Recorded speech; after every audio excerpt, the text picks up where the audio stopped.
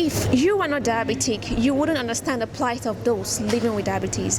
Here with me is Dr. Enyia. He is the coordinator of people living with diabetes in Nigeria. Good to have you here, sir. It's a pleasure. All right, so we understand you are diabetic and you have a better knowledge of what diabetes is. So what exactly is the plight of people living with diabetes here in Nigeria? Okay, like you've rightly said, I'm living with type 2 diabetes. And until 2008, when I was diagnosed, I have little or no knowledge about diabetes. But when I was having some inconveniences, I went to a doctor in a general hospital to find out why I was having these excessive tests, blood vision, and all of that.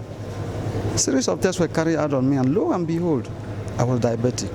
But my instinct revealed to me that I have been diabetic several years before I was diagnosed, because some of the symptoms were manifesting even before the time I was diagnosed. But for myself and other people, our problem is that some of us have very weak economic status. True.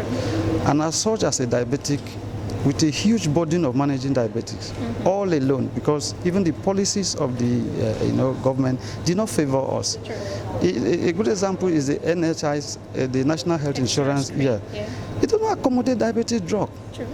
And so you buy everything yourself, you burn everything from your pocket, and some of us don't even have good jobs that have a good turnover. So it has kept us completely in want.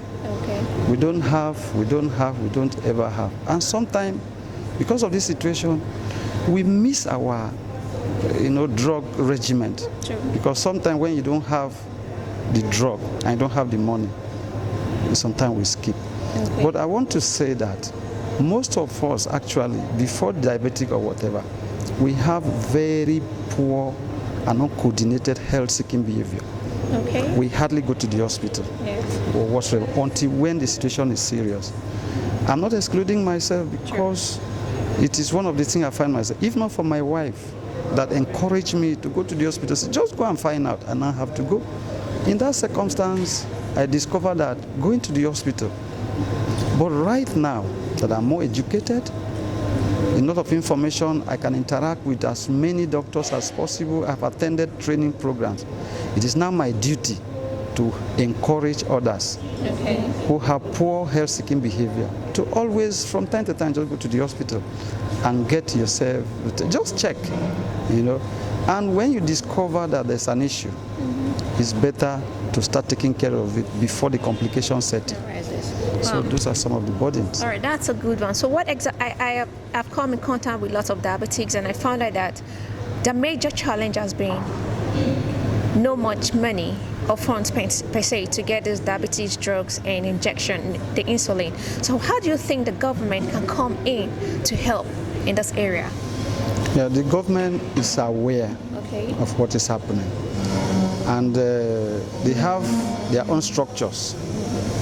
They concentrate more on institutional structures, building the hospital, gigantic hospitals, sometimes equipment and training.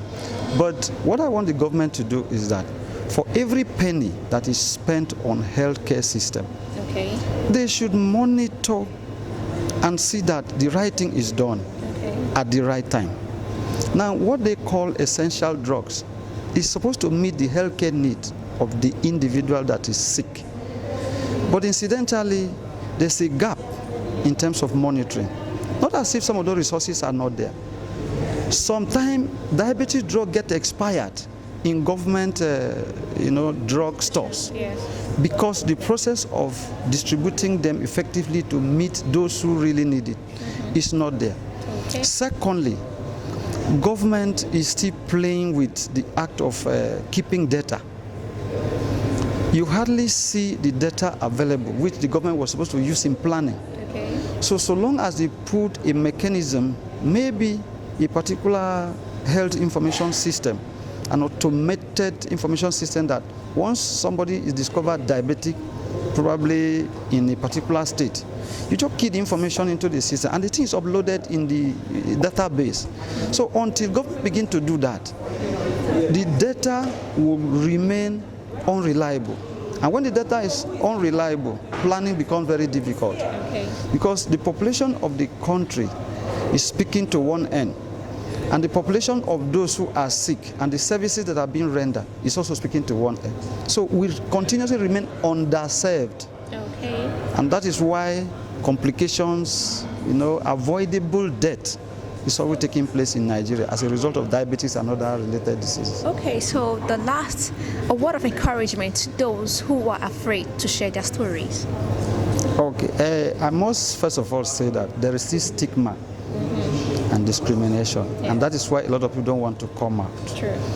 Now, for those of us who have come out to openly declare, to tell the world that we are diabetic, we are trying to encourage others to do the same. Okay. Because when you come out, look for information, interact with people, we share experiences, it is better.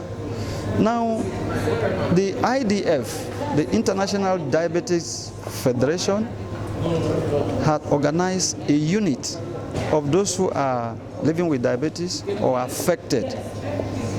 They call us the International Diabetes Federation Blue Circle Voices Network. Yes. We are about 101 in the whole world in 54 countries for now. Okay. What we do is that we serve as consultants. We share our personal experiences and testimonies. Okay. I use the word testimonies because sometimes you should also be able to tell somebody that there's an improvement. True. So that those who are hiding should begin to admire that, okay, when you are out, and you say it. Now, I was nominated, not by myself. Someone else recommended me, and when I filled the form and sent it, I was choosing among this group. Okay. So I'm encouraging everybody, families that have people living with diabetes, to come out. They should come and join us.